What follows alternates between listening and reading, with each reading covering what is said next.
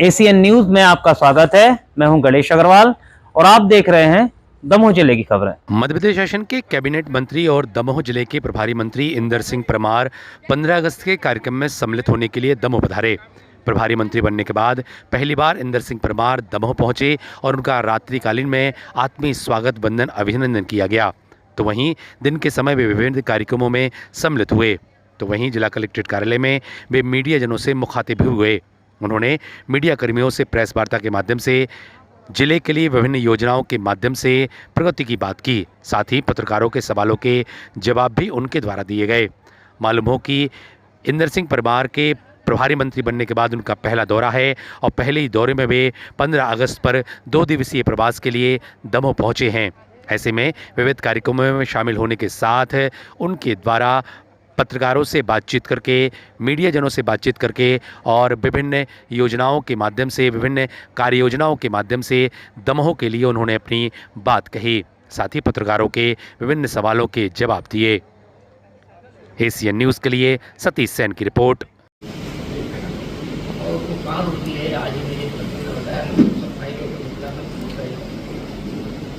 गड़बड़ हुई है, वहाँ कोई बचना नहीं चाहिए। कोई भी पैसा समाज का पैसा है और सरकार तो एक मध्यस्थता की भूमिका, टैक्स आता है जनता का, उसका पैसा है, उसके ऊपर काबू होगी। लेकिन सरकार की सारी व्यवस्था है तो फिर जवाबदारी भी क्यों लेता है निकलता है। देखिए, दमोह जिला प्राकृतिक संपदा के साथ बहुत अच्छा जिला है। ऐतिहासिक कई यहाँ पे स्थल है, विकास के काम में भी अच्छा है। हमारे ज़िले के कलेक्टर ने कई नवाचार किए हैं और एक प्रकार से जो कुछ इश्यूज है उन सबको हम समाधान की ओर आगे बढ़ रहे हैं। आने वाले समय में दमोह ज़िले की एक अलग पहचान बजाए, इसलिए यहाँ विजन डॉक्यूमेंट्स तैयार हुआ है। हमारे गणमान्य नागरिक, पत्रकार, ऐसे सब लोगों के साथ हम उस पर व्यापक डिस्कशन करने वाले हैं ताकि उसे कोई छूटा हो तो उस बात को और जोड़ लिया जाए।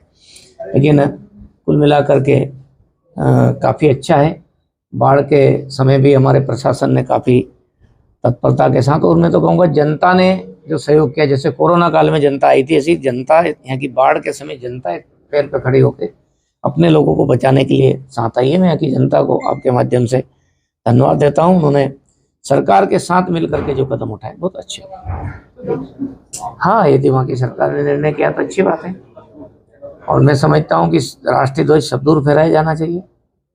अच्छी बात, अच्छी पहल है। भूधारणाधिकार पूरे प्रदेश भर में चल रहा है, लेकिन मध्य प्रदेश के दमोह नगर में ये अभी बंद है, क्या मेरे ख्याल से ग्रामीण क्षेत्र में तो चल रहा है, नगरीय क्षेत्र में कुछ टेक्निकल कुछ कारण होंगे, उनको हम आगे समाधान कर रहे हैं, आगे कराएंगे। सर, लव जिहाद को लेकर के दमोह में कई मामले सामने आते रहे हैं। जो लव जिहादी है सर, उनको कोई संदेश देना चाहेंगे? देखिए, लव जिहादियों के लिए मेरा कोई संदेश नहीं, मेरा तो शक्ति का संदेश है कि जो इस प्रकार की हरकत कर रहे हैं उसके कारण समाज में विद्वेष फैल रहा है, वो अपने आप सुधर जाए, क्योंकि ये जागरण का विषय है। समाज में चेतना आ रही है, लोग जग रहे हैं और पुलिस भी उनके खिलाफ लगातार कार्रवाई कर रही है। यहाँ के लोग बाहर जाते हैं, निश्चित रूप से वो सबके सामने है, लेकिन उसमें एक तो हम जो शिक्षित लोग हैं उनको ट्रेनिंग देने के लिए हमने एक कार्य योजना बनाई ताकि हम अपने जो अच्छे संस्थान जैसे ग्लोबल स्किल पार्क है उसमें एडमिशन कराने के लिए कहेंगे। एक क्रिप्स हमारे बच्चों को वो भी ट्रेनिंग देते हैं और उनको फिर वहाँ से हम रोजगार से जोड़ेंगे। एक तो ये है, उसमें हमारे यहाँ के लोगों का थोड़ा इन्वॉल्वमेंट बढ़ाएंगे तो बड़ी संख्या में यहाँ से हमारे शिक्षित जो बेरोजगार है वो उसमें चयनित हो जाएंगे, वो चले जाएंगे।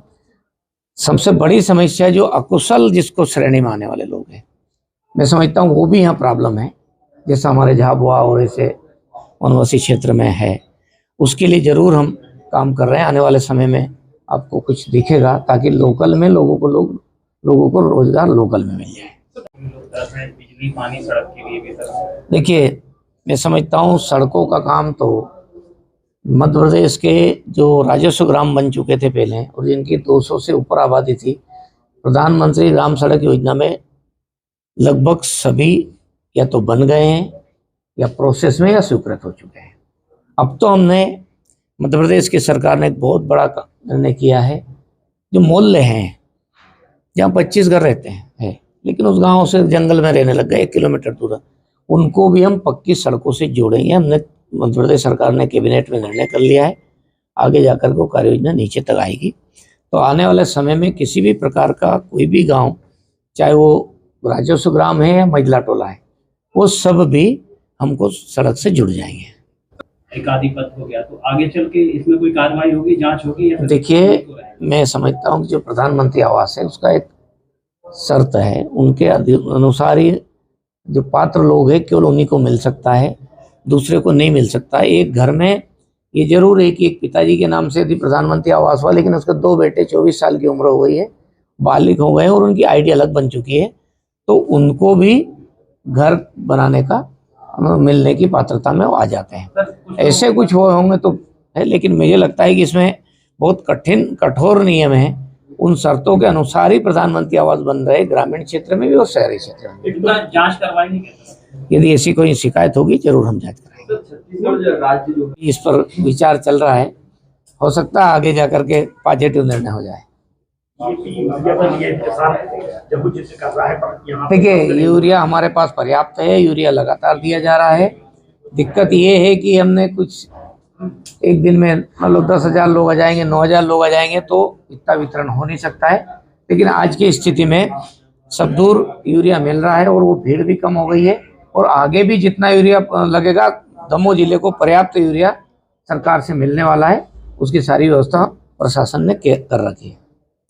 मेरे पास तो पहले बड़वानी था, और जब आने का कार्यक्रम बनाया उसी समय मुझे डॉक्टर ने कह दिया आपको टाइफाइड है। तो ऐसा का ऐसा कार्यक्रम निरस्त किया, कलेक्टर से बात की, और फिर जब बाढ़ आई तो लगातार कलेक्टर से सारे फ़ोन पर रोज़ चर्चा होती थी, उनकी रिपोर्ट आती थी। इसलिए मेरे कारण, व्यक्तिगत कारणों से नहीं, मैं स्वास्थ्य कारणों से मैं लेट हुआ हूँ, लेकिन अब ऐसी शिकायत नहीं आएगी। मैं लगातार आऊँगा। अभी भी मैंने 2 दिन के कार्यक्रम बनाए हैं।